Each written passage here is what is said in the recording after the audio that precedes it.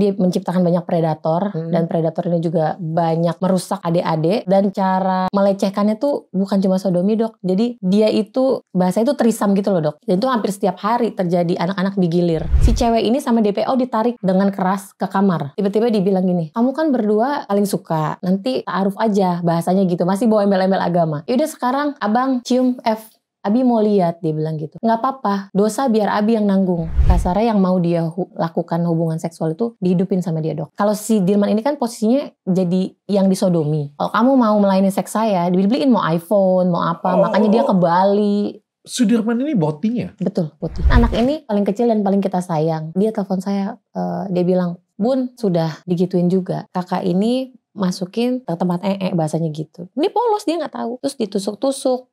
Sakit nggak nak? Sakit bunda. Aduh gila ya. Cukup dengan tanya dokter Richard. Di depan saya ini ada mbak-mbak saksi, Mbak Ardini Grahani. Ya. Betul. Mbak Ardini di sini sebagai apa? Saya sebagai best friend-nya si pelaku, sebagai donatur. Kamu best friend-nya pelaku yang panti Yang asuhan yang pemilik disodomi yayasannya. itu? Sudirman? Betul. Sudirman, betul. Teman dekat? Jadi dia saya anggap sosok sebagai ayah sih sebenarnya.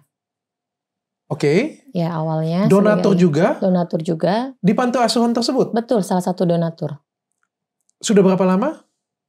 Udah lama sih ya dok. Karena dari ibu saya sih turun-temurun. Oh, kenalnya juga sudah lama sekali berarti? Sudah lama, tapi intensnya saya dekat sama dia ini 2 tahun belakangan ini. Oke. Dan sebelum kita masuk lanjut, kamu tahu nggak semua kelakuan bejatnya dia? Tidak tahu, tentu saja tidak tahu. Kalau saya tahu nggak mungkin saya membiarkan ini. Sebagai teman dekat nggak tahu sama sekali? Tidak tahu, saya tahu itu mulai dengar isu ini, Agustus mulai saya dengar. Dan saya melakukan investigasi sendiri sampai akhirnya saya berani untuk speak up. Kamu juga tidak tahu bahwa dia punya orientasi seksual yang berbeda? Tidak tahu. Homo? Tidak tahu juga? Sempat ada berpikir sih, ya mungkin satu tahun belakangan ini saya berpikir. Karena dia tidak menikah kan. Dengan usia dia yang 49 tahun dan dia juga gemulai. Sempat berpikir, tapi saya mikir, oh mungkin dia suka sama cowok tapi diem-diem aja. Oke. Seperti itu, dan saya juga nggak mungkin nanyain aib orang kan, kayak kamu kok gimana terlalu jauh kan nggak mungkin. Karena balik lagi kita mandang dia itu ya dari si anak-anak yatim ini juga dok gitu. Dia mendedikasikan hidupnya untuk anak-anak ini. Makanya kita semua hampir tidak mau melihat kekurangan dia. Oh, berarti yang kamu lihat itu sosok dia itu cukup baik ya? Dia baik. Saya harus fair ya dok. Dia tuh sosok yang baik. Dia tuh juga ada andil di perjalanan hijrahku tuh, dia ada andil. Dia selalu memberi informasi yang baik, mengarahkan kita ke jalan agama yang baik, mengingatkan kita ya sedekah dan peduli dengan anak-anak yatim. Sosoknya baik dok. Oke, sebelum kita endorse yang baiknya, aku mau bongkar dulu deh. Sekarang bongkar faktanya dulu, apa yang sudah terjadi? Aku nggak begitu ngikutin. Fakta yang terjadi apa? Sudah ditangkap ya? Sudah. Siapa Jadi, yang ditangkap? Yang tersangka itu 3 dok. Oke. Oke, yang 2 sudah yang 2 sudah ditangkap di kantor polisi sekarang. Yang 1 masih DPO. Siapa itu? Alif. Oke, Namanya. 1 Sudirman yang punya nih. Betul. Yang pelaku utama. Ya. Yang 1 lagi siapa? Yusuf. Siapa itu? Itu adalah sebenarnya awalnya itu sama anak didik dia juga. Dari kecil lah dia ambil. Oke. Terus dibesarkan. Mungkin karena konotasinya udah jadi kayak pasangan dia juga, dijadiinlah sebagai kakak pembina di situ. Ini tempat grooming jadi ceritanya? Seperti itu sekarang kenyataannya. Gila. Oke, ini juga tersangka nih sekarang nih. Betul. Ini Yusuf pelaku itu. juga sekarang? Pelaku juga. Pelaku juga? Banyak nyodomi anak-anak. Satunya lagi? Alif atau Yandi yang sekarang DPO, itu juga sama. Pelaku. Sama dididik dari kecil sama si Sudirman ini, sudah besar dia jadi seperti ini dan jadi predator juga. Seperti itu dok. Dan banyak satu DPO. Korbannya ada 25 orang. Iya, yang sudah masuk ke proses kepolisian 25 orang. Oke. Kenyataannya memang 25 orang? Lebih. Hah? Alumni banyak, karena ini sebenarnya asal muasal bisa terungkap, banyak alumni yang sudah mulai bersatu nih dok, speak up, kayak kamu digituin juga gak sih gitu loh, dari alumni ke alumni ketemu, karena awalnya mereka gak ada yang berani ngomong satu sama lain. Oke. Ini panti asuhan sudah berapa lama? Sudah puluhan tahun dok. Dari zaman mamaku dulu aja tuh sudah ada. Dan dia terus pengembangan kan donaturnya banyak sekali. Dan dia adalah sosok utamanya dari dulu? Sosok utama. Masya Allah. Dia sosok utama. Makanya kita juga tidak melihat kekurangan dia. Karena kita pikir tuh ada ya orang yang merelakan kehidupan pribadinya demi menghidupi banyak anak-anak yatim dan orang-orang terlantar. Di situ kan ada nenek-nenek juga. Ada lansia. Seperti itu. Oke, dan yang kamu kumpulin ada berapa jadi yang sudah ngelapor mungkin ke Mbak Ardini? 10 lebih ya. Di luar 10 dari lebih. 25 korban Betul, itu? itu rata-rata kalau yang chat saya itu yang sudah keluar.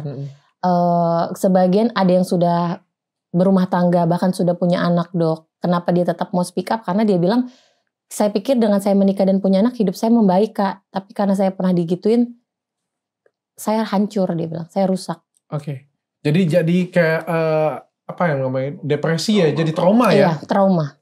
Dan kabarnya ada ratusan korbannya berarti? Iya. Diduga ada ratusan? Diduga ratusan korban, karena saya pun lagi kumpulin data terus sih dok. Oke. Selain itu apalagi kejahatannya? Ya, pertama dia menciptakan banyak predator, dan predator ini juga banyak merusak adik-adik, dan cara melecehkannya tuh bukan cuma sodomi dok. Jadi dia itu kalau bahasa itu trisam gitu loh dok. Jadi trisam. Jadi anak kecil sama dia dilecehkan. Jadi dia orientasinya ke anak-anak itu dia senang kayak foreplay gitu loh dok. Ke anak-anak ini. Oke. Foreplay sampai anak ini keluar itunya. Lalu, anak itu seperti itu kan? Betul. Sampai anak itu keluar cairan itu. Ya dia sama si kakak pembina yang tadi tersangka ini. Ia menyetubuhi anak ini. Artinya ya yang satu mungkin oral, yang satu mungkin tetap grepe-grepe, cium dan lain sebagainya. Yang satunya maaf mensodomi gitu. Jadi orientasinya udah rusak. Udah lebih dari binatang sih dok. Seperti itu. Berarti ini pedofil juga ya berarti ya? Luar biasa. Kalau ada yang lebih dari pedofil mungkin apa ya dok ya? Ini udah gila banget. Dan itu hampir setiap hari terjadi anak-anak digilir. Anak-anak digilir? Oke, kamu tahunya ini dari kapan? September saya tahu ini. Kamu tahunya dari September? September, saya ketemu sama korban. Baru ketemu dengan korban. Oke, sekarang kita coba mundur, kita coba cerita dari awal mungkin ya. Sudirman yang kamu tahu itu bagaimana sebelum kejadian ini terbuka semuanya? Sudirman sosok yang baik, agamais. Dan dia selalu aktif di kegiatan-kegiatan yang baik dok. Aktif sekali. Dan rangkaian acara dia tuh sangat banyak. Bahkan mulai dari subuh sampai maghrib tuh full kegiatan dia. Kita ada program sedekah subuh. Belum lagi setiap hari kadang suka santunan anak yatim ke berbagai donatur. Terus buka puasa bareng. Pengajian juga di yayasan itu aktif. Berarti orang sebejat ini tuh yang kelihatan selama bertahun-tahun itu adalah orang yang sangat baik. Mohon maaf ya, ini ulama kah dianggap atau sosok apa ya? Kalau ulama kan tergantung dari persepsi masing-masing ya. Kalau saya pribadi ya, kayak saya sebut dia udah kayak ustadz sebenarnya kan ya. Makanya kan orang panggil dia apa? Abi sih, karena sosok Abi ini kan ayah untuk anak-anak. Karena kita mikir dia kan ayahnya anak-anak yatim ini loh dok. Seperti itu, sosoknya lebih ke arah situ. Makanya begitu ini tuh agak lama terkuaknya mungkin ya, tertutupi dengan kebaikan dia. Jadi sehingga mungkin ada yang speak up sama orang atau lingkungan. Dan lingkungan pun ada yang tahu kok soal ini. Tapi mereka gak berani untuk speak up lebih lagi. Dan mereka anggap kayak percaya gak percaya. Karena Sudirman ini memang sosoknya baik dok. Dia terkelabui banget. Sholatnya 5 waktu. Pasti. Baik. Benar-benar kasih perhatian untuk anak-anak. Bukan bohong-bohong gitu ya. Tapi itu ada kebohongan juga dok. Jadi dia yang kita lihat kan memang anak-anak ini kan selalu diajak ketika kita mau ketemu anak-anak. Nah, lalu setelah investigasi saya ternyata kebohongannya ada lagi, tidak semua anak-anak disekolahkan di situ. Tidak semua. Tidak semua anak-anak disekolahkan, lalu jadi hanya anak-anak yang mau aja, yang rutin mungkin melayani mereka disekolahkan. Seperti itu. Rupanya ada sistem seperti itu juga. Dan dia bohong, dia selalu bilang anak itu semua yatim piatu, korban dari bencana alam dan lain sebagainya. Padahal dok, itu mungkin 70% masih ada orang tuanya. Masih ada orang tuanya. Orang yang nggak mampu, orang yang susah, tampung demi kepuasan biologis dia. Betul. Dan dia mengajarkan cara balas budi itu seperti ini sama saya. Kamu mau sekolah, kamu mau hidup, saya jamin. Layanilah saya. Gila, jahat seperti itu. Ya. Tapi kelihatan di masyarakatnya sosok yang peduli dengan, dan katanya juga kenal dengan banyak ulama, kenal dengan banyak artis juga. Betul. Itu betul. Banyak ulama, banyak artis. Sehingga makanya apa ini kita ngomongin, yayasan atau kegiatan sosialnya jadi tambah besar dan meyakinkan. Karena kayak ustadz-ustadz juga apresiasi apa yang dia lakukan, artis-artis juga apresiasi yang dia lakukan, itu benar? Betul sekali dok. Makanya si lingkungan sendiri kan udah banyak nih yang jadi korban. Mereka tidak mau speak up karena mereka takut dok. Si Dirman ini banyak teman-teman artis dan orang-orang hebat. Artinya kalau saya ngomong tanpa bukti, bahaya dong. Sedangkan mereka ngerasa kayak saya ini orang gak punya. Apa akan didengar suara saya? Seperti itu. Ini kebongkarnya gara-gara apa sih? Karena yang alumni bersatu. Alumni yang dekat-dekat nih bersatu. Asal muasal sih yang pelopornya adalah si pelapor ini si F. Kita katakanlah. Jadi ini kisahnya lain lagi dok. Bukan yang di... jadi ini kayak penyimpangan seksualnya mereka. Jadi si DPO ini itu deket sama, kita katakanlah ada relawan ngajar lah di yayasan ini. Jadi di situ kan terbuka. Siapa aja yang mau sharing ilmu, siapa aja yang mau berbagi silakan datang. Anak ini kurang lebih usianya 18 tahun ya kalau nggak salah. Cantik dok, cantik sekali. Cowok? Cewek. Okay. Jadi dia relawan aja di situ awal muasalnya. Ngajar bahasa Arab. Nah singkat cerita dia ngajar baru ketemu sama si Sudirman ini. Saat ketemu sama Sudirman ini deketin dia terus. Tapi dicomblangin ke si DPO. Oke. Cewek tapi ini kan? Cewek. Nah di sini cerita asal muasalnya gitu. Terus ketemulah si DPO sama si F ini, ya ada rasa seneng lah mungkin ya gitu. Akhirnya dicomblangin lah sama Sudirman. Oke. Sampai berjalannya waktu si F ini udah nggak fokus ngajar ke situ karena terlalu banyak diajak pergi sama mereka. Pergi sampai satu ketika diajak ke puncak dok. Di puncak itu ceritanya yang diajak beberapa pembinanya sama si cewek ini. Diajak sampai sana ditanya mau apa, kegiatan apa? Oh kita berbagi. Singkat cerita sampai di sana, tiba-tiba si cewek ini sama DPO ditarik dengan keras ke kamar.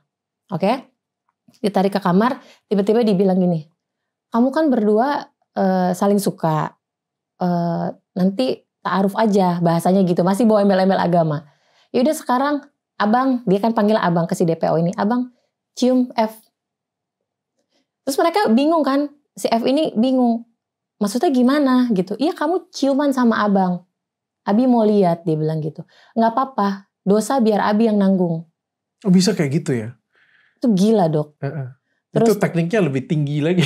Dia bilang gitu dan dia selalu ajarkan apapun yang kita lakukan dosa Abi yang nanggung. Setelah ini kita tinggal sedekah aja kok. Lalu dia suruh si F ini buka kerudung. Dia paksa. Dari situ ya dengan usia yang... Dan itu dilakukan? Dilakukan. Karena, dicium dan buka kerudung? Iya. Jadi sebelum dicium ibarat suruh buka kerudung dulu. Suruh liatin lah bahwa kamu cantik. Mungkin biar si abang ini ada rasa gairah. Seperti itu kan.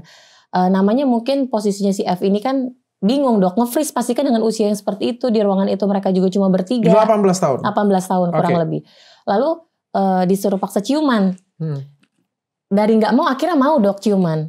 Dan pada saat ciuman pun si Sudirman ini merekord kejadian itu dan benar-benar kayak misalnya si F-nya, si Sudirmannya tuh di sini, dia mau liatin pergerakan ciuman itu seperti apa. Jadi kayak orientasi seks dia tuh kayak di situ. Dia ngelihat sampai ceweknya bilang awalnya sempat nolak kayak enggak, saya nggak mau gitu kan. Nggak apa-apa, dosa saya yang nanggung. Sampai dipaksa seperti itu, sempat didorong juga ke tempat tidur mereka berdua untuk melakukan hubungan. Tapi karena posisi DPO mungkin sudah sama dia sering melakukan persodomian, mungkin udah gak ada hasrat sama perempuan. Jadi singkat cerita ini tidak terjadi, hanya kayak mungkin dipaksa pegang ini, pegang itu, seperti itu. Ada videonya tapi? Ada videonya di HP tersangka. Jadi itu seperti koleksi dia gitu loh dok. Oke. Lalu singkat cerita kejadian itu nggak hanya sekali. Pulanglah mereka dan di mobil pun kalau saat mereka bersama-sama mereka sering disuruh ciuman seperti itu kan. Sampai finalnya itu diajak lagi ke puncak lagi dok. Terus si F ini udah sempat menolak tapi kayak udah ini tuh cuma sedekah doang gitu. Lagi-lagi dipaksa berangkatlah mereka ke sana. Terjadi seperti sama cuma memang kejadian berikutnya tuh agak lebih ekstrim. Jadi ditariknya lebih kasar, didorongnya juga lebih dan dimarah-marahin. Ayo dong, lakuin dong di depan saya seperti itu sampai mereka ya akhirnya si cewek ini nangis, keluar dari ruangan, lari. Udah mulai dari situ dia pulang dan dia nggak terima akan hal ini. Saya merasa dilecehkan. Dendam kan dia dok. Yeah. Sampai akhirnya kebetulan dia berteman dengan alumni korban juga. Akhirnya dia memberanikan bicara. Saya nggak terima nih begini.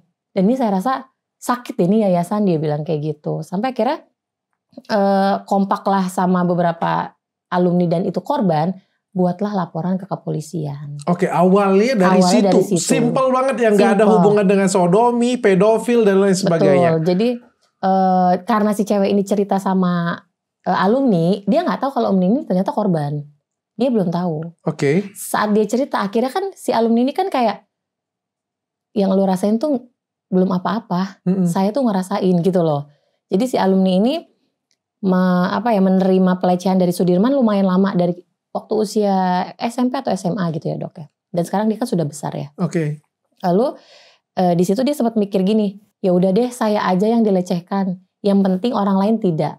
Yang penting adik-adik saya tidak. Mungkin dia melampiaskannya itu ke saya, dia bilang gitu kan. Oke. Ketemu lagi ceritanya sama nyambung dari situ kan dia temenan lagi nih sama alumni, cerita lagi lah sama dia.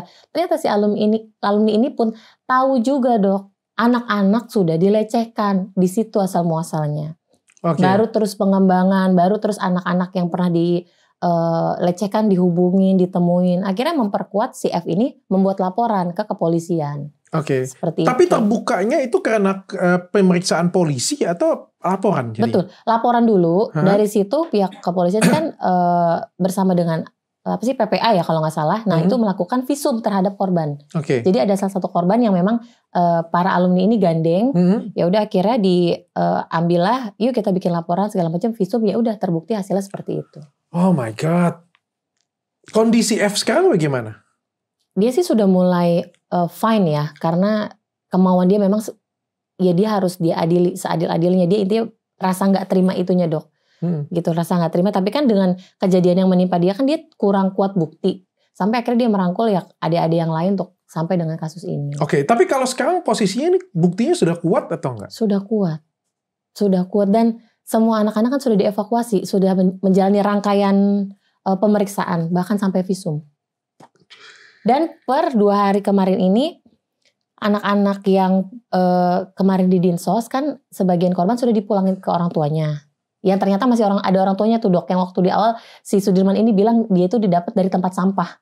Dia telepon saya, anak itu cerita.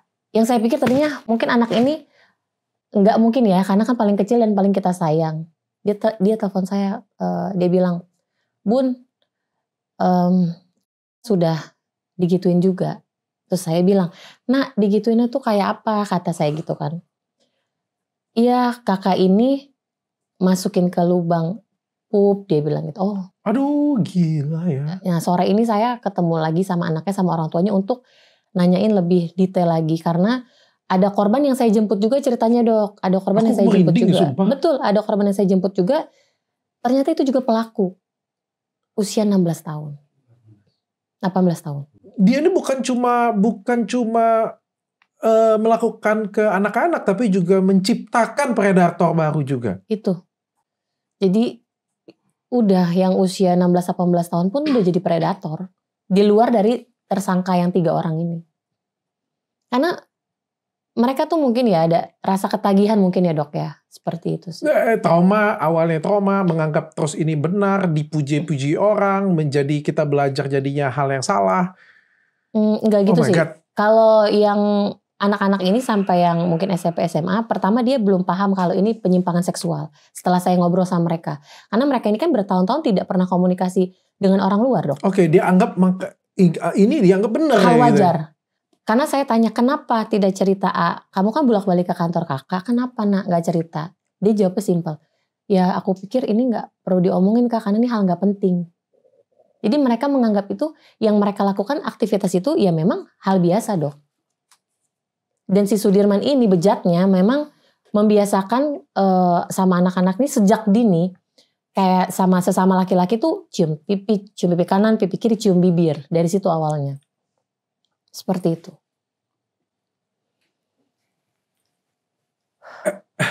Aku kehilangan kata-kata sampai. Mbak Ardini ini donatur.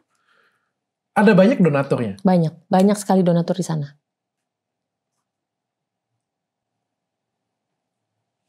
Aku sampai gak bisa ngomong sih. Ini kan dari sesuatu hal yang membanggakan ya bagi donatur ya. Betul. Kalau aku jadi donatur di situ, kayak aku ngerasa keren banget, aku bangga banget karena aku sebagai orang tua asuh, tapi ternyata apa yang kita lakukan itu, apa yang kita kayak support penjahat, gila. Itu dia. Makanya donatur kayak kita biayai penjahat untuk sodomin orang. Itu dia. Karena rumah tafis yang viral nih di mana-mana kan awalnya tuh bukan gedung pertama. Gedung pertama ada di belakang rumahnya si Sudirman ini. Pengembangan jadilah rumah tafis. Karena donatur kita kan luar biasa royalnya. Banyak. Dan berapa banyak? Ya puluhan dok pasti. Banyak, makanya dia tuh dananya tuh tiap bulan besar, ratusan juta.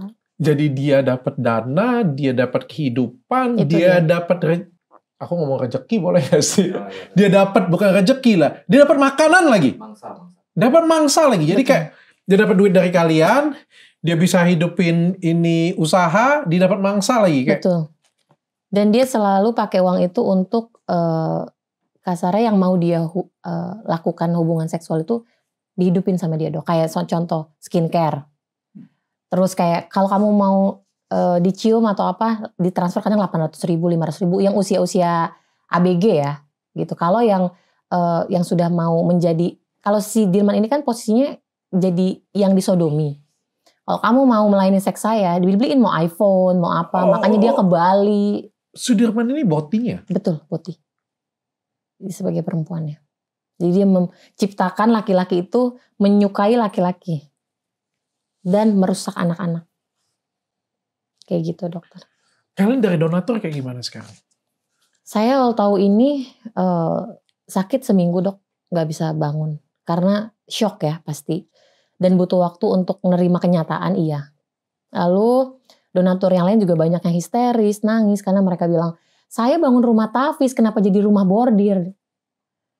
Karena pasti kecewa dok, sakit hati dan sedih. Dan satu-satunya donatur yang bisa bawa anak-anak keluar tanpa pengawasan mungkin cuma saya. Karena yang lainnya nggak boleh. Setelah saya tahu ya, karena kasus ini.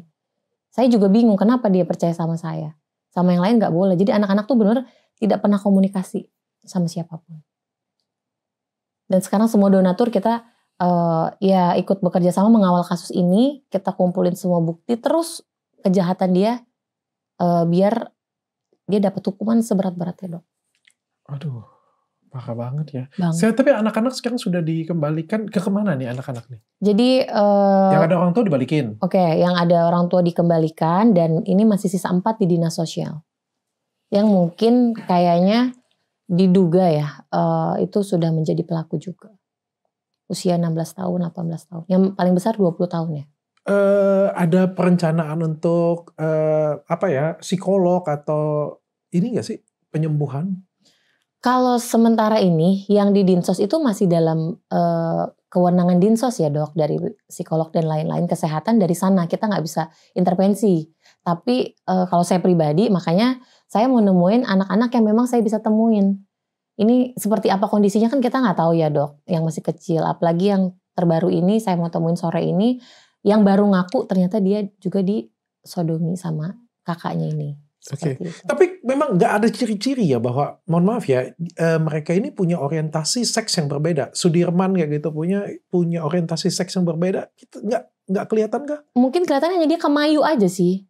Dia kemayu, dia lembut. Itu. Suami saya pun beberapa kali pernah bilang, kok kayak perempuan ya gitu loh. Tapi karena kita, sama lah saya sama donatur lain berpikir kayak, oh iya dia memang karena kayak gitu keibuan banget, makanya dia ngurusin anak-anak. Itu aja dok, sesimpel itu. Karena kita memang ngelihatnya tuh yayasannya, bukan dianya. Apa nih namanya? Ini kan ada orang bilang hukuman yang pantas dikebiri. Gue pikir nggak usah dikebiri ini orang mah. Dia juga nggak pakai barang itu kan. Masukin rudal aja. Kan dia suka tuh. Dia dipakai juga barangnya. Dia juga nggak dipakai barangnya, nggak ngepek lah. Masukin ini apa namanya? Pare. Duren. Yang pemadam kebakaran itu apa namanya? Apa? Masukin apa ya? Emosi kalau cerita gitu dok pasti. Penyakit bagaimana? Kalau itu sampai hari ini saya belum dapat kabar karena kalau gonta-ganti sudah pasti. Pasti dok. Sudah pasti banyak penyakit. Banyak. Saya belum bisa ngomong ya karena itu hasilnya diberikan ke pihak kepolisian dan nanti yang share pasti pihak kepolisian seperti itu. Tapi kalau yang kena kayak HIV itu alumni ada, tapi bukan dari situ. Jadi gini, ini lebih kacau lagi. Itu terjadi mungkin pada mungkin 15 tahun lalu. Jadi dia itu diambil sama Dirman ini kurang lebih lulus SD. Dan dari dia keluarga yang susah. Mau sekolah kan dok, pengen sekolah SMP, SMA. Dia bilang Sudirman sama si korban ini, kalau kamu mau saya sekolahin, saya hidupin, jadi pacar saya. Ya tidur bareng. Ya kayak di-keeping gitu lah dok, tapi ini versi anak kecil di-keeping. Sampai dia akhirnya melakukan hubungan sering segala macam.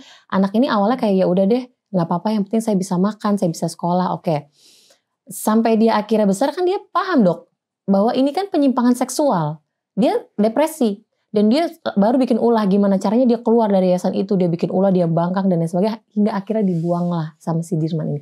Emang tipe kali kayak gitu, ketika anak itu sudah tidak bisa diatur, dia buang. Oke. Akhirnya dia melampiaskan itu kemana dok? Ke Bali. Dia free sex dan lain sebagainya, sampai sekarang hidupnya hancur di HIV. Di HIV? HIV, positif. Asal-muasal dari situ.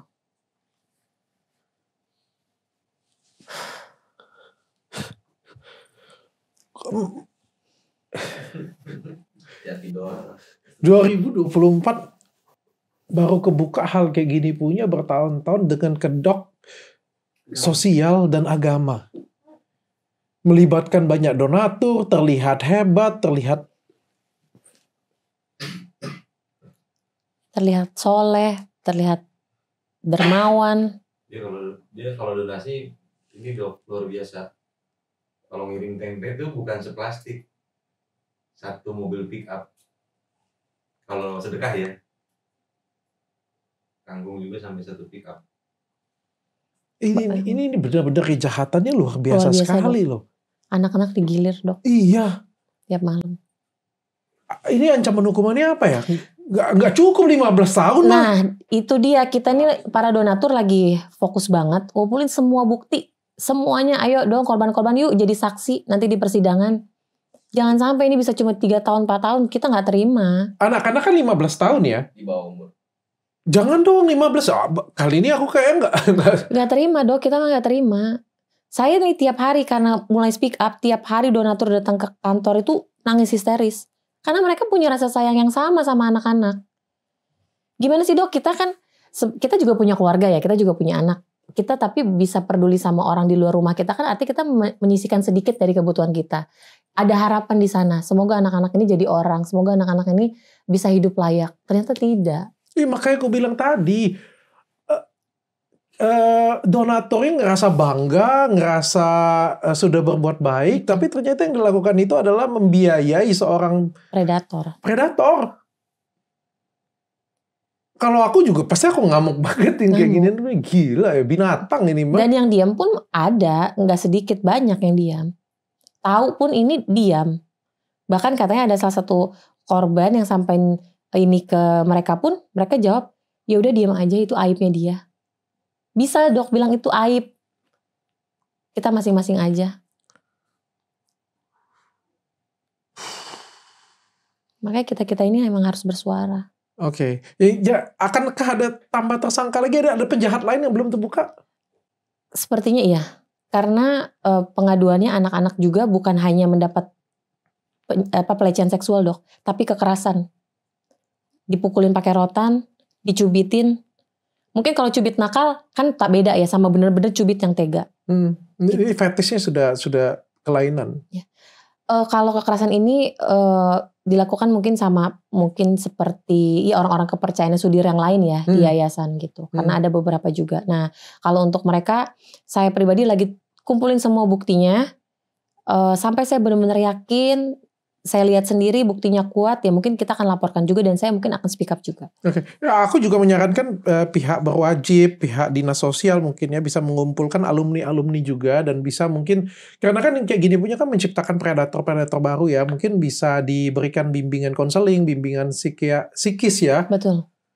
Supaya ini nggak melebar gara-gara satu orang yang kacau kayak gini punya jadi satu negara loh bisa rusak. Iya. Saya pun bilang sama mereka pun awalnya dibilang, Kak saya sebenarnya mau DM takut-takut, saya malu, saya udah ada yang berkeluarga, sudah punya anak, saya malu, tolong Kak identitas saya ditutup, dia bilang gitu. Oke, saya bilang gitu. Tapi kamu jangan malu, saya bilang, yuk cerita, gak apa-apa. Pelan-pelan dok, memang ngedeketin para korban ini pelan-pelan banget. Iya, karena ini kan aib ya kalau di Indonesia. Dok, bahkan anak-anak pun yang beberapa korban saya temuin dan mereka mau mengakui digituin, gak satu pertemuan dok dia mau. Benar-benar kita memposisikan kita teman dia. Kenapa sih nak? Kenapa A? Kenapa sih kok diem aja terus gimana? Kan mereka terus kan merasa dicecer pertanyaan kan pasti gak nyaman. Nah itu kita benar-benar sabar. Harus sabar. Tapi kamu percaya gak sih yang seperti ini ada bukan cuma satu. Tapi banyak. Ada beberapa. Banyak dokter. Saya speak up. Saya speak up ini banyak banget yang DM, yayasan lain pun banyak yang gurunya kayak gitu. Makanya saya bilang, ada yang berbalut panti asuhan, ada yang berbalut, mohon maaf ya, ini bukan aku ngomong ini ya, diduga pesantren. Iya. Cuma saya belum telusuri lebih detail kan. Dia udah ngirim foto-fotonya, saya bilang oke, nanti kita lanjut hubungan. Banyak. Bahkan yang itu kan dari versi laki-laki ya, yang versi perempuan juga ada. Jadi maksud saya ini tuh kenapa saya speak up dan fokus dok, ini tuh kasih remind juga ke yang lain. Udah dong, udahin. Kalian tuh ngerusak generasi. Kalau mereka mah nggak sadar kali ya. Tapi untuk korban-korbannya harus bersuara. Kalau bukan kalian bersuara, nggak akan kebuka. Betul. Dan mereka takut dok. Saya pun selalu bilang di video-video saya untuk adik-adik, untuk kakak yang pernah dilecehkan, yuk cari orang yang bisa dipercaya. Yuk ngobrol, saya bilang gitu kan. Cari orang yang bisa dipercaya, nggak apa-apa, ceritain. Biar karena itu kan mereka nandem beban dok di hati. Dan mereka bisa tiba-tiba tuh keluar emosional, keluar rasa kecewa, frustasi itu di sewaktu-waktu dok. Kalau aku gak kebayang deh yang kita lihat selama ini kayak bagus, agamis, baik, sosial. Tapi ternyata di dalamnya iya. Lebih rendah dari binatang. Siapa lagi yang harus kita percaya kalau kayak itu gini? Itu dia. Saya pun sekarang jadi kayak, aduh saya shock, gak tahu deh harus ngomong apa lagi. Apalagi salah satu kakak pembinanya ini juga pernah bekerja sama saya. Jadi saya terpukulnya double kill. Aku juga jadi shock dan kalau aku jadi orang tua jadi aku jadi takut ya taruh anakku di mana. Sekolah juga ada loh masalah kayak gini loh. Nah, kita harus benar-benar bebenah sih ya kalau saya bilang ya pendidikan ini. Makanya mungkin di Tangerang sendiri itu akan ada sweeping. Beberapa yayasan yang masih aktif tuh kita para donatur pun mengarahkan untuk dicek semuanya. Oke. Aku nggak memberikan tuduhan tapi mudah-mudahan ini memberikan sesuatu yang positif ya. Betul. Karena nggak semua sekolah pasti, nggak semua yayasan. Katanya yayasan ya nggak semua katanya pesantren, tapi diduga ada beberapa yang seperti itu dan amat sangat disayangkan lah karena tujuannya baik.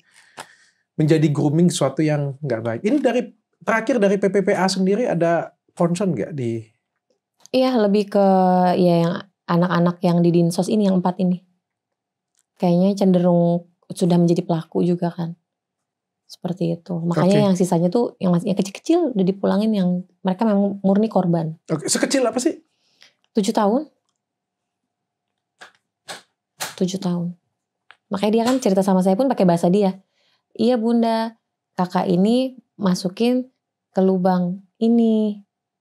Ke tempat, dia bilang ke tempat ini. Dia bilang ke tempat bahasanya gitu. Ini polos dia gak tahu. Terus ditusuk-tusuk. Sakit gak nak? Sakit bunda. Dia bilang gitu, Dok. Ardini, apa harapannya ke tersangka? Kalau ke tersangka, saya sih berharapnya semoga dihukum mati ya. Karena korbannya sudah lebih dari 30. Dan kalaupun dia keluar, saya nggak jamin dia nggak ngelakuin itu lagi, Dok. Seperti itu, dan kita semua berkewajiban untuk mengawal ini agar yang punya kelainan seksual jangan dilampiasin ke anak-anak. Jangan rusak generasi kita gitu loh, Dok. Karena anak-anak ini kan harapan kita kan. Gitu. Apalagi dengan mencoreng agama. Dan agamanya tidak bersalah, tapi manusianya yang salah. Oke, terima kasih Ardini. Kalau dari saya nggak setuju dihukum mati sih. Saya lebih setuju diiris tipis-tipis setiap hari. Iya, setuju saya. Kayaknya mati terlalu gampang untuk dia. Iris saja kayak 2 mili kayak gitu, tapi per hari. Dia ngerasain gitu anaknya. Iya. Brengsek nih. Cukup dengan tanya Dokter Richard.